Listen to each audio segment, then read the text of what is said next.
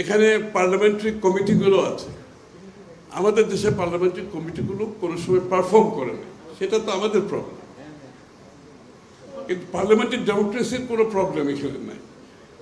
Every কমিটির প্রত্যেকটা committee করা হয়েছে, পার্লামেন্টারি কমিটিগুলো করা হয়েছে অ্যাকাউন্টেবল করার জন্য, শুধুমাত্র পার্লামেন্টারিয়ানদের অ্যাকাউন্টেবল না।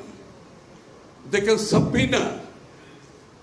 সাবপিনা, তারা কল করতে পারে, যে কোনো মানুষকে কল করে they can make them accountable. সুতরাং আমরা সেটা করি নাই, সেটা আমাদের প্রবলেম। এটা ওই জায়গায় লেট আস টক অ্যাবাউট যে পার্লামেন্টারি ডেমোক্রেসি যেটা আমরা ফলো করতেছি, এটাকে আমরা কিভাবে ইমপ্লিমেন্ট করব।